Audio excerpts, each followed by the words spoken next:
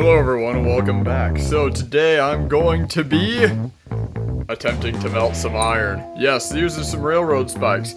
There are also some random scraps of metal in here, as well as some carbon in the form of busted up and activated charcoal with some copper in it. I did a copper purification, which unfortunately the video has been lost for, but I recently did a copper purification, and I had some carbon on top of that, and I figured I'd salvage it and put it into this, so it's going to have a little bit of copper in it as well. The carbon, by the way, is there to reduce any of the iron oxide that might be in there. I'm hoping that works, and I'm hoping that my furnace can actually get to the required temperatures to actually, get the reaction going, to actually melt steel and iron and all that good stuff. So this is for hoping. I do have some powder in the bottom of it, just, to make sure if I do reach that temperature that some liquid starts forming, and hopefully that'll help everything else just sort of settle in. That's kind of what I try to do on all my melts, but copper powder is a little bit and but iron powder, I mean, I can get that in an instant. There's iron all over the place. So with that, here we go. You might also notice I have some iron ore from that one reduction that I attempted. I'm going to reattempt that reduction with that carbon at the bottom of the crucible.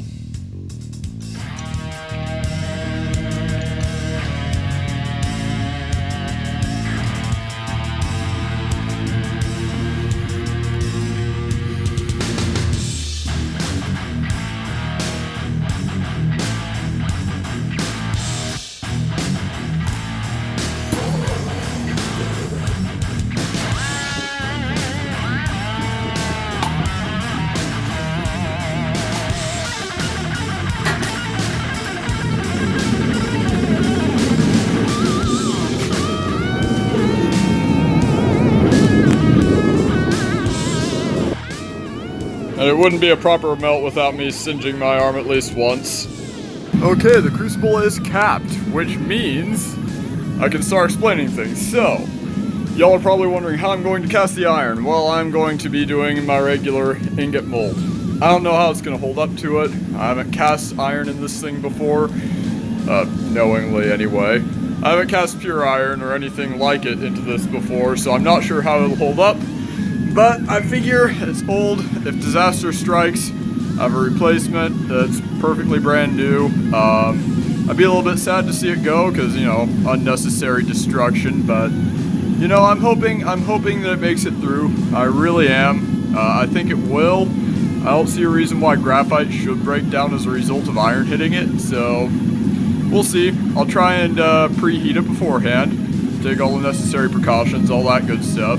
I'll set everything up well in advance, keep a good watch on it because this is iron. It tends to, spark up a little bit, so I think I might also add some manganese to it, just cause. Why not, right? So I'm gonna go ahead and get some of that manganese ready, and yeah, we'll see where this goes. And for those of you who are wondering what manganese looks like, kind of like this, well, at least manganese dioxide, because it's got this nice little coating on it.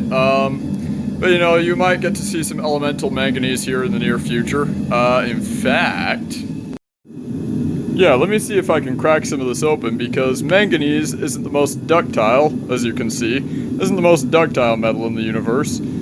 Take a look at this, though. It's kind of hard to see, but this is kind of what elemental manganese looks like.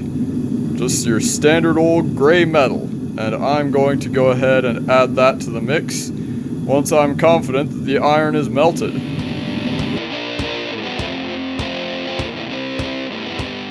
Okay, so after taking a few pictures of that manganese, I now have about a capful of it. I have everything all set up. The fire seems to be going pretty well. I'm happy with the progress that is going on, so guess all we gotta do now is just wait.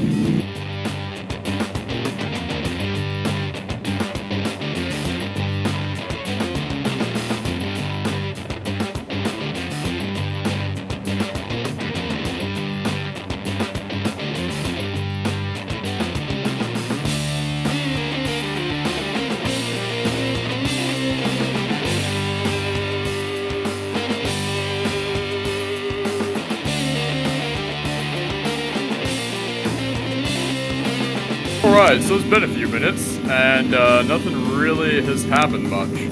I mean, I shouldn't expect it to. We got some pretty thick iron in there, but I'm a little bit disappointed. Although I have come up with a very stupid, but probably brilliant idea to get that manganese in there while it's still in the furnace. Dump it through this pipe.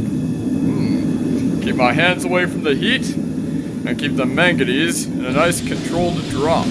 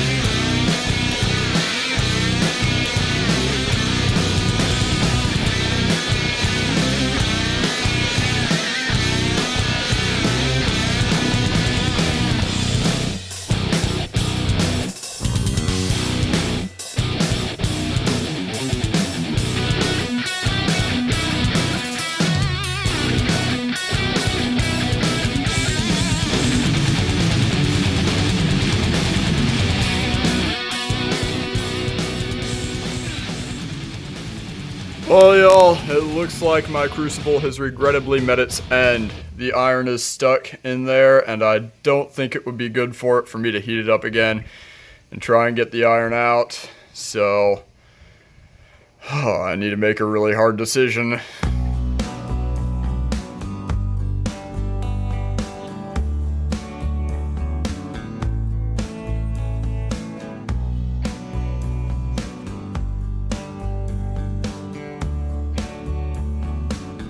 Well, y'all, that was actually a pretty sad moment, I have to admit.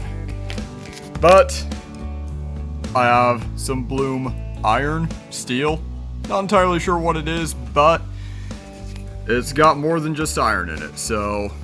And it's melted, so, you know, it doesn't all have to be bad. Admittedly, though, that crucible really was on its way out, so... Part of me is actually kind of glad that I decided to give it a graceful goodbye. But here at Timothy Long Blacksmithing, we intend to teach you that life does not all need to be doom, gloom, death, and destruction. It can also be rebirth. That was meant to be much more impressive. Next to a sander without wearing any sort of protection or anything. I'm only going to be sanding maybe for about 2 seconds here. But I'm doing this to show you guys a little interesting phenomenon for me to be able to tell what the carbon content of this is. If it's got a higher carbon content, it should have shorter sparks that explode at the ends. If it doesn't, it will have longer sparks. Let's take a look.